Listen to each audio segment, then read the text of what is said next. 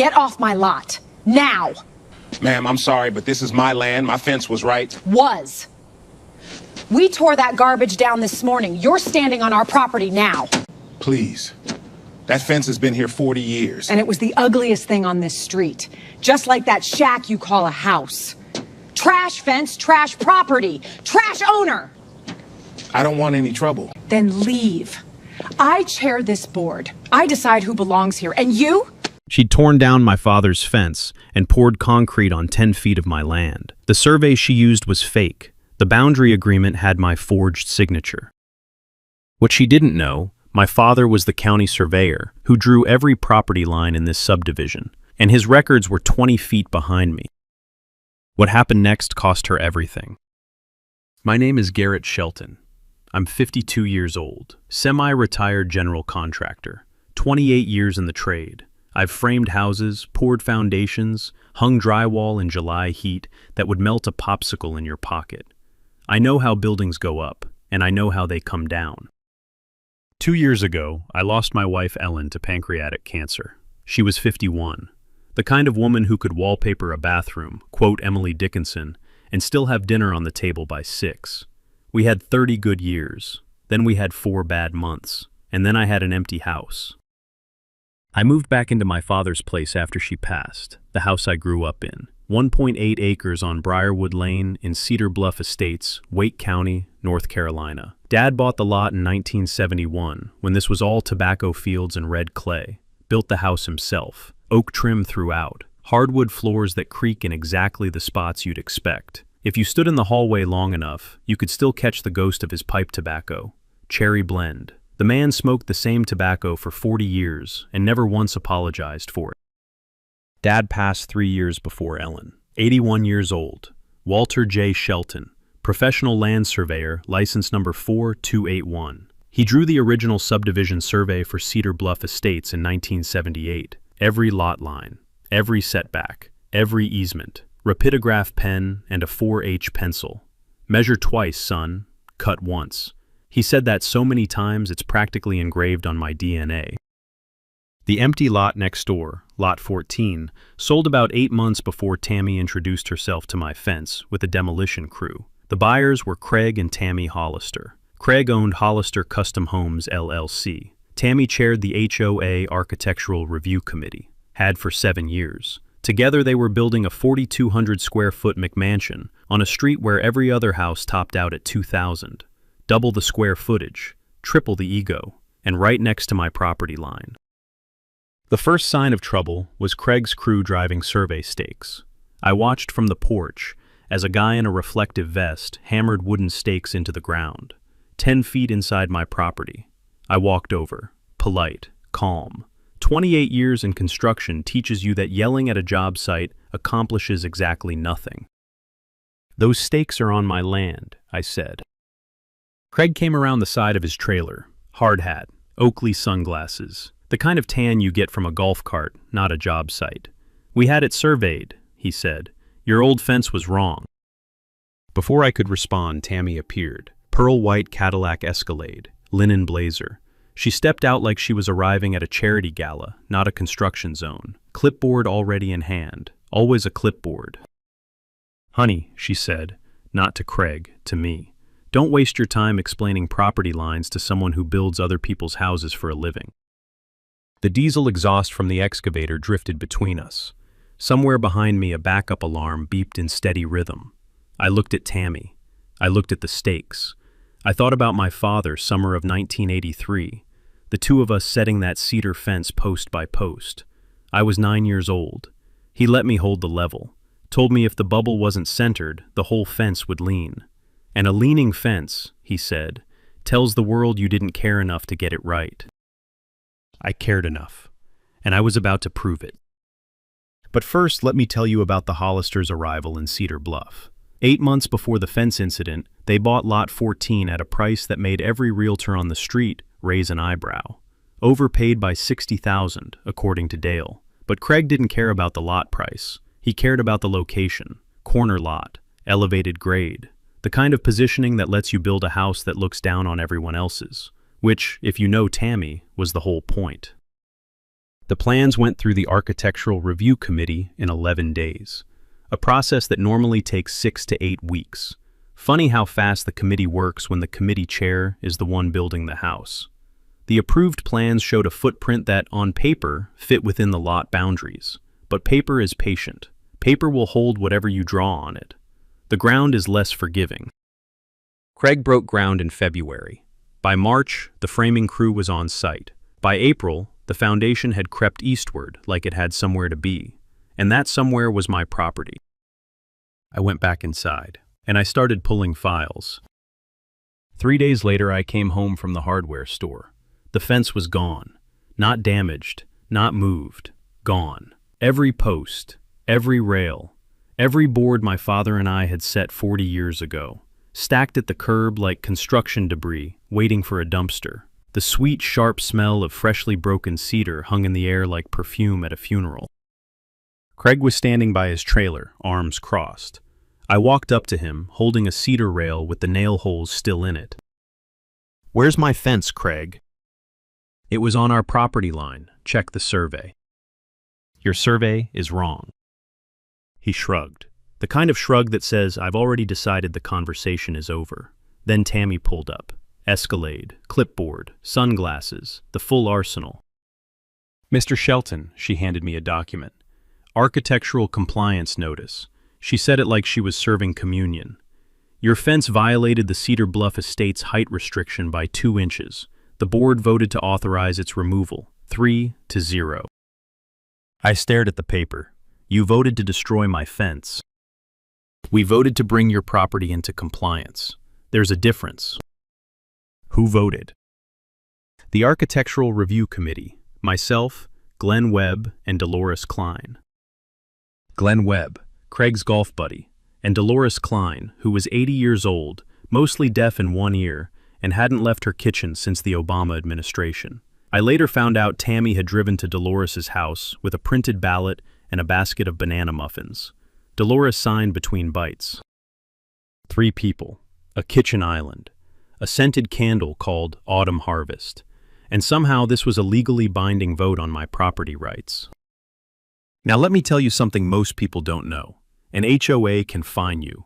An HOA can place a lien on your property. What an HOA cannot do under any circumstances in any state is physically destroy your personal property.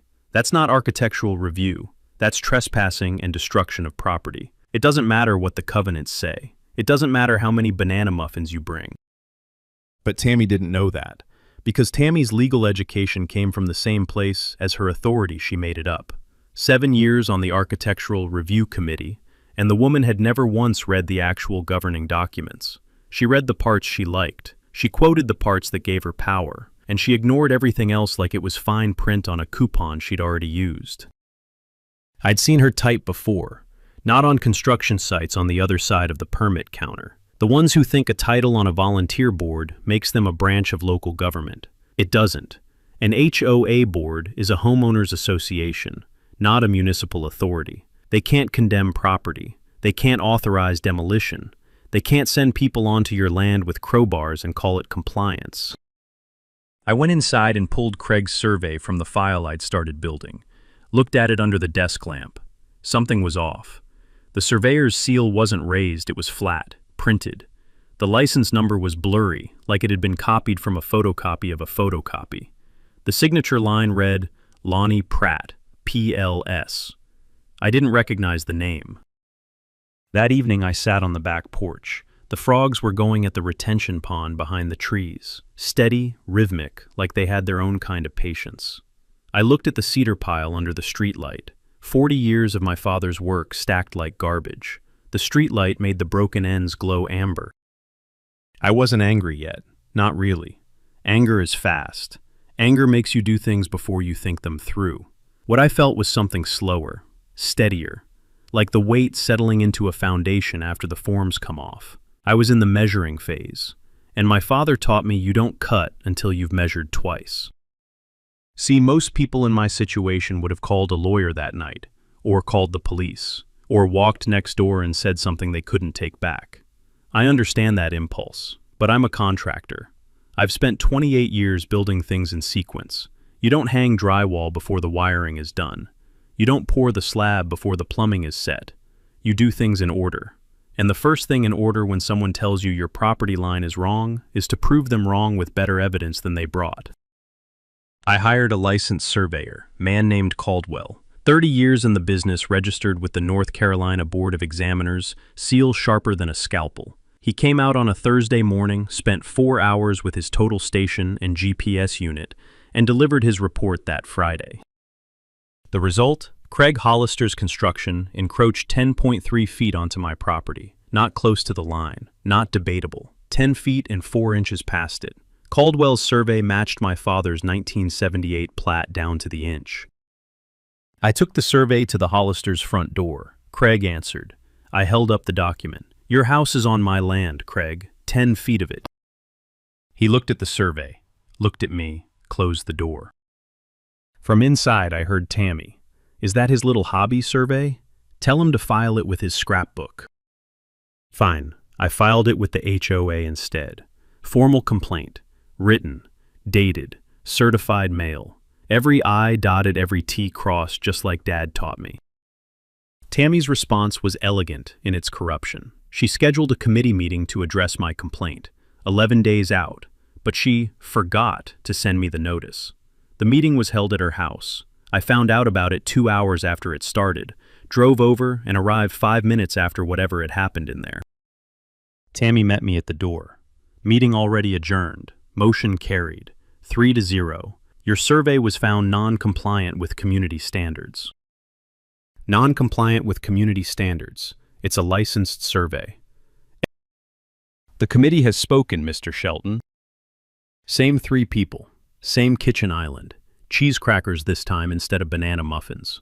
A fresh candle, something from the Cozy Fireside collection, if the label on her Instagram post from 20 minutes earlier was accurate.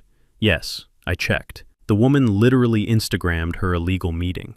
Hashtag board life. Hashtag community first.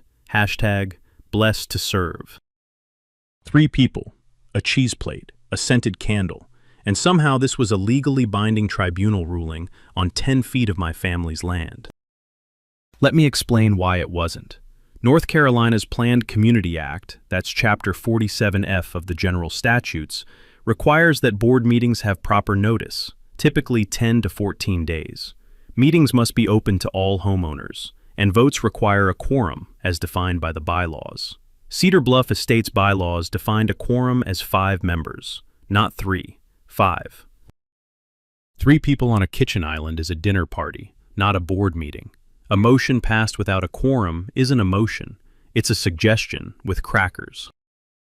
But Craig wasn't waiting for legal clarity. While Tammy was posting her cheese board on Instagram, Craig's crew was pouring more concrete, pool deck footings this time, on my land. The red clay was still wet from the morning rain, smelling like limestone and iron. Every truck that rolled in pushed them deeper into my property, and deeper into a hole they didn't even know they were digging. Things accelerated on a Thursday night, 11 p.m. 2 concrete trucks rumbled down Briarwood Lane and parked in front of Craig's lot. Their headlights cut through the darkness like prison searchlights. The pumper truck's boom swung over my property line, dripping gray slurry onto my grass. They poured for 3 hours, in the dark, on a residential street, at midnight. I called code enforcement the next morning. The woman on the phone was sympathetic but clear. We're looking at 6 to 8 weeks for a field inspection, Mr. Shelton. 6 to 8 weeks. Craig would have the roof on by then. Then came a twist I didn't see coming.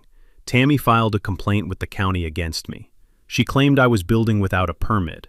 Specifically, she said I'd constructed an unauthorized retaining wall along my property line. I hadn't built anything. The only thing along my property line was Craig's concrete. But the county sent an inspector to my house. Not Craig's, mine. The inspector, a young guy with a clipboard and no sense of irony, walked my property line, took photos of Craig's construction, and told me, "I'm only here for this address, sir." Craig's crew was working 30 feet away, without hard hats, without permits displayed, pouring concrete on someone else's land, and the county inspector couldn't even look at it because the complaint was filed against the wrong address. Tammy had weaponized bureaucracy, like a surgeon with a scalpel. Then I found the document that turned my stomach. Craig had filed a boundary line agreement with the Wake County Register of Deeds. The document showed that Garrett Shelton and Craig Hollister had mutually agreed to adjust the property boundary by 10 feet in Craig's favor, and at the bottom in blue ink was my signature. Except it wasn't my signature. I had never seen this document. I had never signed anything. My name was there, but the G in Garrett looped the wrong way, and Shelton had a wobble to it like they'd practiced it once on a napkin at the Waffle House and called it good enough. Craig had forged my signature on a legal document and filed it with the county. Let that sink in. A man who builds houses for a living, who files permits, who signs contracts, who deals with legal documents every single day, decided to forge another person's name on a recorded instrument and submit it to a government office. That's not a mistake. That's not a miscommunication. That's a calculated crime committed by a man who believed he was untouchable. And why wouldn't he think that his wife ran the HOA? His golf buddy faked the survey. His roofing subcontractor sat on the board. He had built a little ecosystem of corruption, and every organism in it fed off the others. The survey justified the permit. The permit justified the construction. The construction justified the boundary agreement. And the boundary agreement, the one with my forged signature, justified all of it retroactively. A perfect circle of fraud. Elegant, really, if you don't mind the felonies. Meanwhile, Tammy launched her social campaign. Subtle at first. A comment here. A wave that didn't happen there.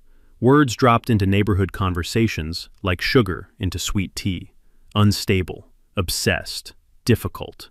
Within 2 weeks, people who had waved at me for years were crossing the street when they saw me checking the mail. Then, Dale Bowen showed up. Dale was 67, retired electrician, lived 4 houses down for 30 years, knew my father, knew Ellen, showed up at my back door at 7 p.m. on a Wednesday with a 6-pack of Yingling and a look on his face that said he had something to tell me. The beer tab hissed open. Honeysuckle drifted from the fence line, the one that still existed on that side. Fresh-cut grass from somewhere down the street. Cicadas buzzing in the oaks like tiny electrical transformers. Garrett Dale said, "I've watched that woman run 3 families out of this neighborhood. You're number 4 on her list." He told me about the Martins, the Okafor family, the Petersons, all gone, all sold within a year of crossing Tammy Hollister. The Martins got 47 violation notices in 6 months. 47, including one for a garden gnome that was, and I'm quoting the notice here, inconsistent with the approved aesthetic palette. A garden gnome.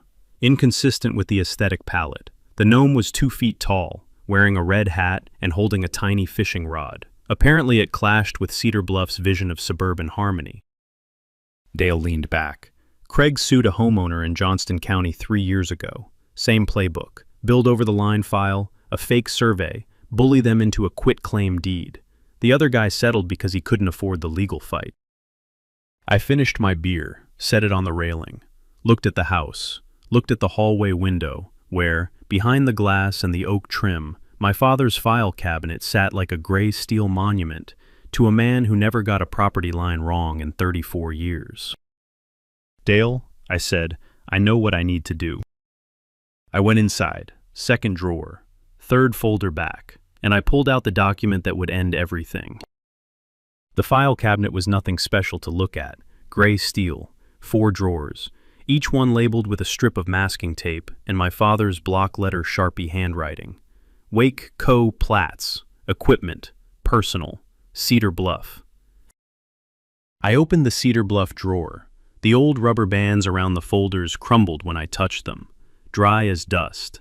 The paper inside had yellowed at the edges, and the ink had softened from black to a warm sepia. But every line was crisp, every measurement was clear, every bearing was precise. The survey was dated 1978, drawn by Walter J. Shelton, professional land surveyor, license number 4281. Raised county seal. You could feel it with your fingertip pressed into the paper, like a thumbprint in clay. Recording stamp from the Wake County Register of Deeds, March 14, 1978. My father had drawn it with a rapidograph pen and a 4H pencil on linen vellum, the kind of draftsmanship that doesn't exist anymore. Measure twice, son, cut once. I set it on the desk under the lamp. Then I set Craig's survey next to it. Craig's survey listed the surveyor as Lonnie Pratt, P.L.S. I'd already checked the North Carolina Board of Examiners for licensed surveyors. Lonnie Pratt wasn't in the database. The license number on Craig's survey, 3847, belonged to a man named Gerald Futch. Gerald Futch had retired to Sarasota, Florida in 2009. He hadn't practiced in North Carolina in 15 years. Lonnie Pratt was Craig's golf buddy. He wasn't a surveyor. He was a guy with access to a printer and someone else's license number. The survey was fake. The license was stolen. The document was manufactured, and it was the foundation literally and legally of Craig Hollister's building permit. I looked at the forged boundary line agreement again, that shaky signature, the G looping the wrong direction, Shelton written with a wobble like someone who'd practiced it once and figured close enough was close enough. Under North Carolina General Statute 14-119, filing a forged document with the Register of Deeds is a Class H felony, punishable by up to 25 months in prison. Craig hadn't just stolen 10 feet of my land. He'd committed a felony to do it, and he'd filed the evidence himself.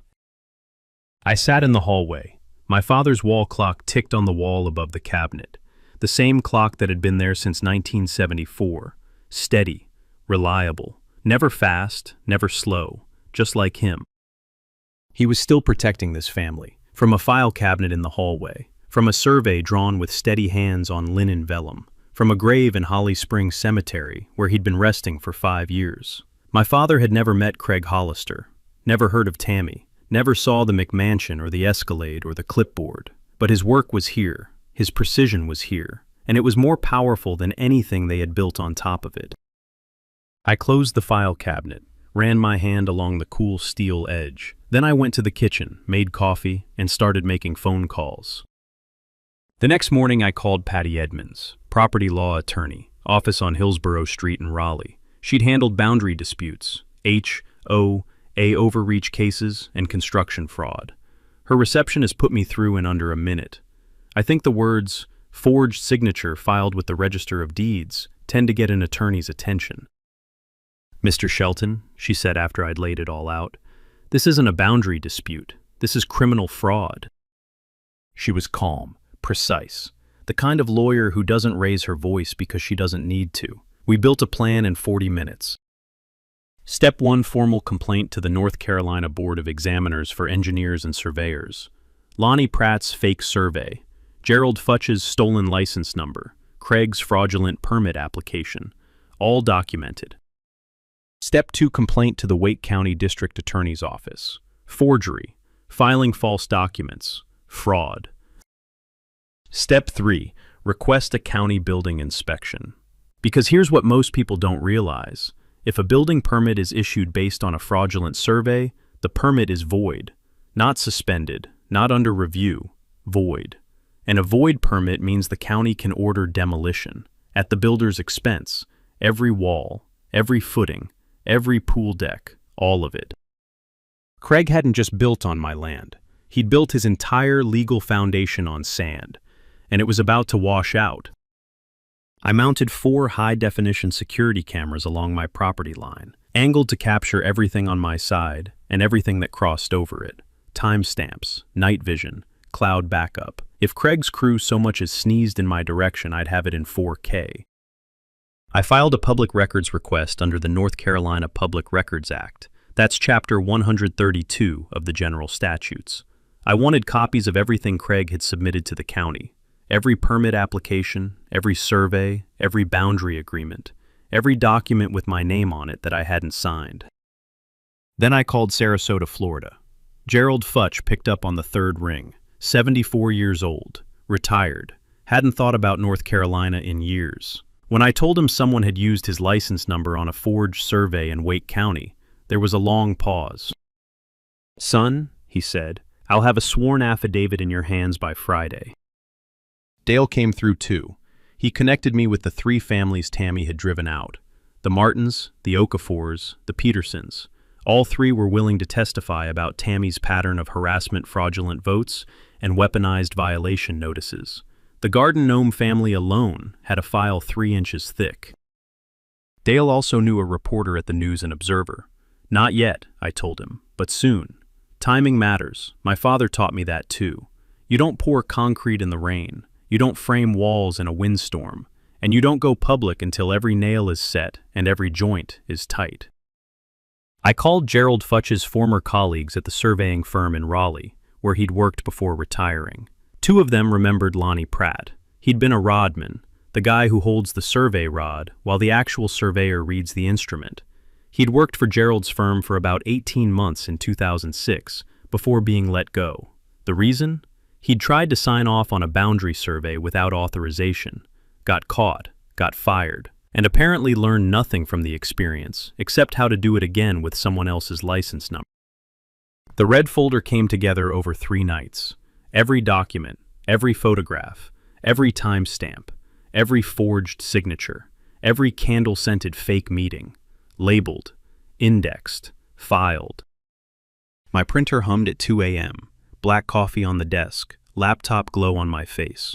The house was quiet, except for the clock in the hallway. Tick, tick, tick.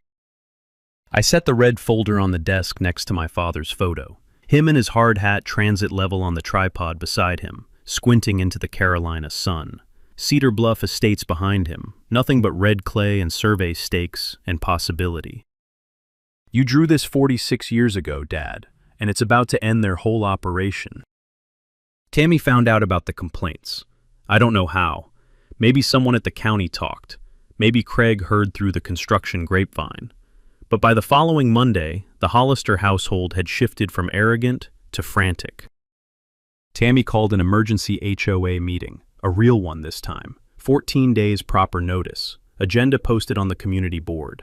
23 homeowners showed up. The most Cedar Bluff had seen at a meeting since the Great Mailbox Standardization Debate of 2019. Tammy stood at the front of the community clubhouse with a projector and a PowerPoint presentation. The title slide read, Ongoing Maintenance Violations, Lot 12, Briarwood Lane, my lot. She clicked through her slides with the confidence of a woman who had never once been told no. Slide 1. My grass was 1.5 inches above the recommended height. Slide 2. A cracked porch step I'd been meaning to fix since March. Slide 3. And I'm not making this up. My garden hose reel. The hose reel was visible from the street. Apparently that was a violation of Section 4.7.2 of the Community Guidelines, which governed exterior storage of maintenance equipment. A garden hose, on a hose reel, on the side of my house, next to a spigot, where garden hoses have been stored since the invention of garden hoses. But according to Tammy's PowerPoint, which had transitions by the way, the slides faded in like a Ken Burns documentary about suburban tyranny. My hose reel was degrading property values. She had a bar graph. She had a comparison photo of a compliant exterior, her own house, naturally. She had bullet points in Calibri font. She even had a slide titled Path Forward, with a timeline for my compliance. Tammy Hollister had made a 12-slide PowerPoint presentation about a garden hose, and she presented it to 23 adults with a straight face and a laser pointer. Her motion $500 per day in fines for failure to maintain community standards, starting retroactively from the date of the fence removal. Let me say that again so it lands properly. The woman who had authorized the destruction of my fence was now fining me for not having a fence. The vote was 4-3. Tammy, Glenn Webb, Cheryl Baines, Tammy's tennis partner who had joined the board 6 weeks earlier, and Gary Voss, who had a roofing contract with Craig's company worth $40,000 a year. 4 votes, not a single one of them independent.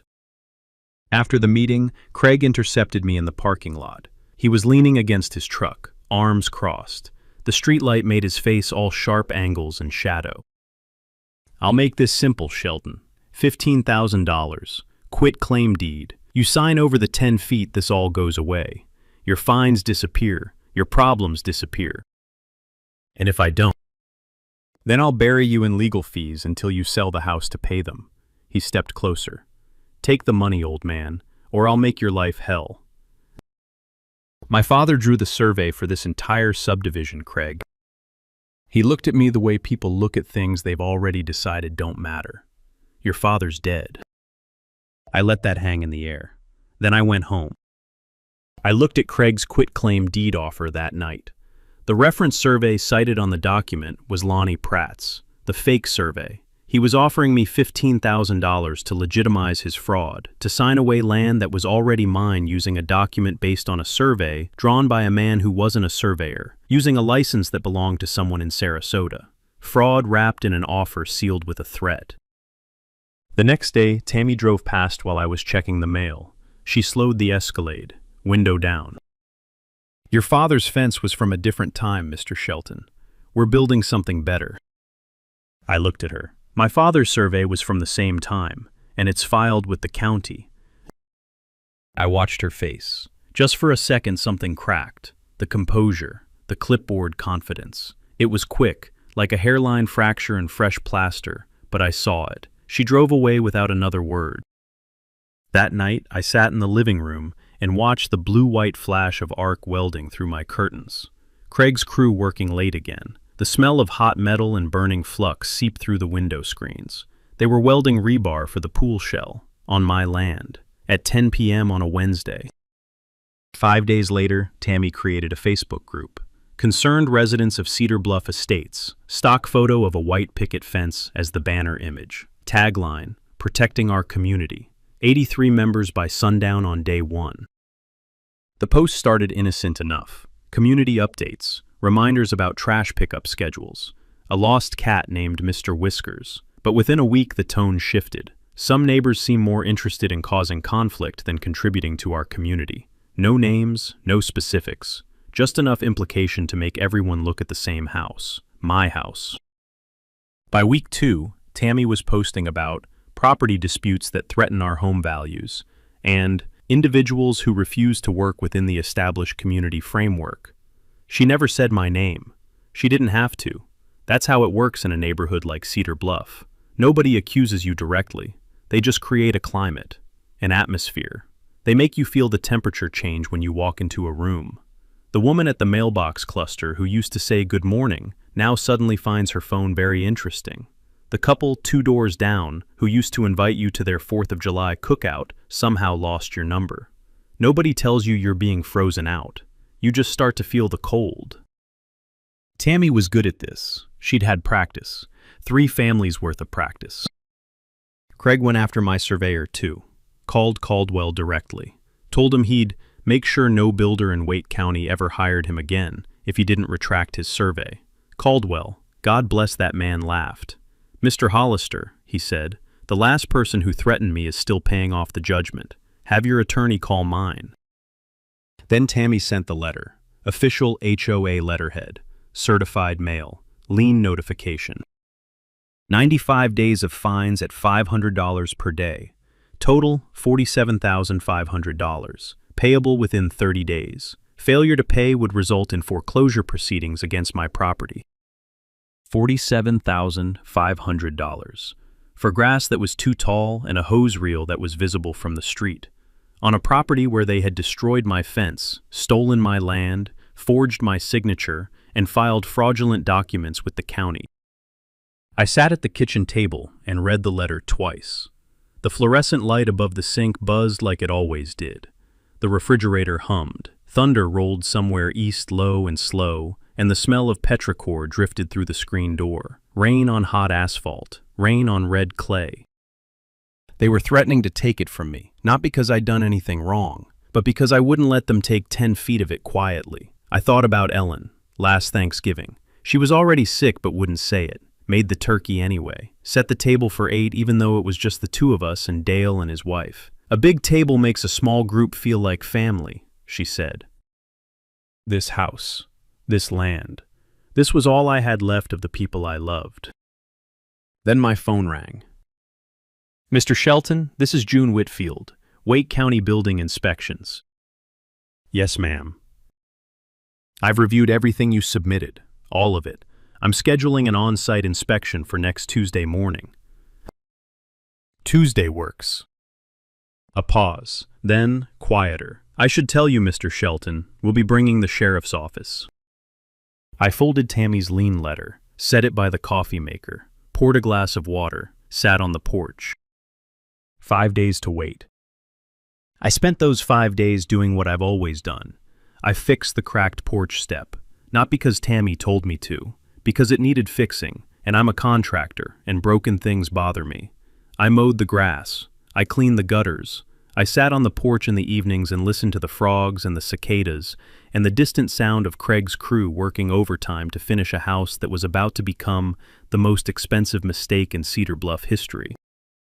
On Sunday night, I took the red folder off the desk and set it on the kitchen table, opened it one more time, every page in order, every exhibit labeled, every fact triple-checked. I closed it and set my hand on top of it. The paper was warm under the lamp. I thought about my father going over his survey notes at this same table. Same lamp, same patient attention, same certainty that getting it right matters more than getting it fast. I'd waited longer. I could wait 2 more days. Tuesday, 8:47 a.m. The morning was already warm, that particular Carolina warmth that wraps around you like a wet towel and doesn't let go until October. I was on my porch, coffee, same chair, same spot where I'd sat 1,000 times. June Whitfield pulled up in a White County truck. Behind her, a Wake County Sheriff's cruiser, Deputy Greer. He parked behind the county truck and stayed in the car for a moment, talking into his radio. Craig was on site, hard hat, blueprint spread on a sawhorse. His crew was mixing mortar near the pool shell, 4 guys, none of them wearing hard hats. One of them was smoking. Tammy was in the Escalade, parked on the street, Starbucks cup in the center console. She was on her phone. June Whitfield walked onto Craig's lot. She was 44, built like someone who spent her weekends hiking. Short brown hair, no-nonsense boots. She carried a manila folder under her arm. "Mr. Hollister," she said, "I need you to stop all work immediately." Craig looked up from his blueprint. "Excuse me." She handed him the document. Red border, bold type, stop work order. "Your building permit has been suspended pending investigation. All construction activity on this lot is to cease effective immediately." "On what grounds?" "Your permit was issued based on a survey prepared by an individual who is not licensed to practice land surveying in the state of North Carolina." She opened her folder. "The survey submitted with your permit application lists Lonnie Pratt as the surveyor of record. There is no Lonnie Pratt registered with the North Carolina Board of Examiners. The license number on the survey, 3847, belongs to Gerald Futch, who retired in 2009, and has provided a sworn affidavit confirming he never authorized the use of his credentials." Craig's mouth opened. Nothing came out. Tammy's Escalade door flew open. She marched across the lot in her linen blazer and designer sunglasses like a general, arriving at a battlefield that had already surrendered. "This is a private construction site. You can't just—" June didn't even look at her. She walked to the sawhorse, set down 2 documents side by side, and smoothed them flat with her palm. "This," she said, pointing to the left document, "is the recorded subdivision survey for Cedar Bluff Estates, drawn in 1978 by Walter J. Shelton, professional land surveyor, license number 4281, filed with the Wake County Register of Deeds on March 14, 1978. She pointed to the right document. "And this is the survey submitted with your permit application. The property boundary on your survey has been shifted 10.3 feet to the east. Your construction, the foundation, the pool deck footings, and the retaining wall extends 10.3 feet past the legal boundary and onto Lot 12. She looked at Craig. Lot 12 belongs to Garrett Shelton. Deputy Greer had gotten out of the cruiser. He walked over slowly, the way law enforcement walks when they want you to feel the weight of their approach. "Mr. Hollister," the deputy said, "we're also looking into a boundary line agreement filed with the Register of Deeds bearing Mr. Shelton's signature. Mr. Shelton has stated under oath that he did not sign that document. Filing a forged instrument with the Register of Deeds is a violation of North Carolina General Statute 14-119. That's a Class H felony, Mr. Hollister." Craig's face went the color of his concrete, gray, flat, setting. Tammy grabbed Craig's arm. "Craig, tell them. Tell them about the survey. Tell them Lonnie. Tammy, Craig didn't look at her. Shut up. And just like that, the woman who had chaired the Architectural Review Committee for 7 years, who had sent hundreds of violation notices, who had run 3 families out of the neighborhood with scented candles and cheese crackers and fake authority, that woman had nothing to say. No clipboard, no motion, no 3-0 vote, just silence and a Starbucks cup going cold in the Escalade. Craig's crew set down their tools, one by one, trowels on the ground, levels laid flat, a mixing drill, still dripping mortar.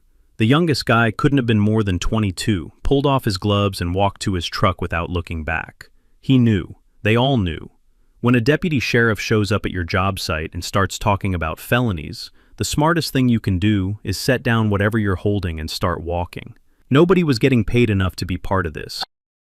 The foreman, a heavy-set guy named Ruiz, who I'd seen directing the midnight concrete pours, looked at Craig for instructions. Craig didn't give any. He was staring at the stop work order like the words might rearrange themselves into something less catastrophic if he read them long enough. They didn't. Neighbors had begun to gather. Not many, but enough. They stood on the sidewalk and watched the way people watch something they always knew was coming, but didn't believe until it arrived. Dale was on his front porch, 4 houses down, coffee mug in hand. He raised it slightly when I looked over, just a nod. I was on my porch, same coffee, same chair. I didn't walk over, didn't say a word, didn't need to. The truth doesn't need a committee. It doesn't need a clipboard. It doesn't need a kitchen island and a scented candle to make it official. It just needs someone to look. The county ordered demolition of everything on my 10.3 feet. Pool deck, retaining wall, foundation footings, concrete slab, all of it, at Craig Hollister's expense. The demolition took 9 days. Craig's crew quit the day after the stop work order, every last one of them. He had to hire a demolition contractor from Cary at double the rate. The contractor told me, off the record, over the property line. Nobody wants to tear down the same thing twice in the same zip code. He wasn't wrong. Total cost to Craig Hollister, $187,000. That's what it costs to demolish your own fraud. $187,000 to remove concrete that should never have been poured on land that was never his, based on a survey that never should have existed. I watched from my porch every day, not gloating, just watching. The way you watch the weather, the way you watch something inevitable play itself out. The jackhammers started at 7 each morning. The sound of concrete breaking apart is different from the sound of concrete being poured. Pouring is smooth, wet, promising. Breaking is violent, sharp, final. Each crack sounded like an exclamation point at the end of a sentence Craig never should have written. The criminal charges came down 3 weeks later. Craig Hollister, filing false documents with the Register of Deeds, Class H felony, up to 25 months. Forgery, Class 1 felony. Lonnie Pratt practicing land surveying without a license and fraud. Lonnie, it turned out, had done this twice before in Johnston County. Craig knew. He'd hired him because of it. The Concerned Residents of Cedar Bluff Estates Facebook group went quiet overnight. Tammy deleted her posts one by one, but screenshots travel faster than the delete button. Half the neighborhood had already saved them. The passive-aggressive comments about some neighbors looked a lot different now that everyone knew which neighbor had been right all along. Tammy was removed from the HOA board at a general meeting, not a kitchen island meeting, a real one. 49 homeowners present. The vote was 47-2. Tammy voted for herself. Dolores Klein voted yes because Tammy brought muffins again. Old habits. Glenn Webb resigned the next day. Cheryl Baines resigned the day after that. Gary Voss lost his roofing contract with Hollister Custom Homes because Hollister Custom Homes was busy dealing with felony charges, demolished pool decks, and a business reputation that had the structural integrity of a wet napkin. My fines were rescinded, every penny. The lien was released. $47,500 of imaginary debt erased. Patty Edmonds handled the civil suit. Settlement $214,000. Compensation for the destroyed fence, the encroachment, the forged documents, the harassment, and what Patty called a sustained pattern of fraud, intimidation, and abuse of quasi-governmental authority. She said that last part in court, with the same tone you'd use to read a grocery list. I liked Patty. The News and Observer ran the story, front page of the local section. Dale's reporter contact did a thorough job. Interviews with the 3 displaced families, public records showing Tammy's 7-year pattern of selective enforcement. A quote from the NC Board of Examiners, confirming Lonnie Pratt had never held a surveying license of any kind. The headline read, "Wake County builder charged after fraudulent survey forged documents in boundary dispute." Craig's Hollister Custom Homes website went dark 2 days later. We used part of the settlement to establish the Walt Shelton Property Rights Clinic, free legal resource in Raleigh for homeowners facing HOA overreach boundary disputes and construction fraud. It opened on what would have been my father's 79th birthday. Dale Bowen was the first volunteer. Craig's McMansion had to be redesigned. The 10-foot loss on my side meant the pool was gone, the master suite shrank, and the 3-car garage became a 2-car garage, 600 square feet smaller, $90,000 in additional architectural and engineering fees. The house was still the biggest on the street, but it fit on its own lot now. Funny how that works. Tammy started a blog about homeowner advocacy. It's called Know Your Rights, Know Your Neighborhood. It has 11 followers. 3 of them are bots. One of them is Dale, who reads it every morning for entertainment. He says it's the funniest thing on the internet. Last week she posted about the importance of transparent governance in residential communities. Dale nearly choked on his coffee. I rebuilt the fence. Cedar. Same height, same spacing, same line my father drew in 1978. Dale helped. We worked on a Saturday, started at 7, finished at 4. Yingling cooler between us. We didn't talk much, didn't need to. When the last post was set, I checked it with a level. Bubble dead center. Dale handed me a Yingling. We stood there looking at it. New cedar, golden in the afternoon light, running straight and true along the same line my father had drawn nearly half a century ago. The smell of fresh-cut cedar filled the yard. Not the broken funeral smell of the day they tore the old one down. This was different. This was the smell of something beginning. Your dad would have liked this, Dale said. He would have measured it again. Dale laughed. First time I'd laughed in a while, too. I hung my father's survey on the wall in the hallway, framed it in walnut. His photograph hangs just below it. Hard hat, transit level, squinting into the Carolina sun. The same sun that was coming through the window and landing on the frame like it knew exactly where to go. My father measured everything twice. He taught me patience. He taught me precision. He taught me that the truth doesn't move just because someone with a clipboard says it should. And 46 years after he drew that survey, his steady hands still protected this family.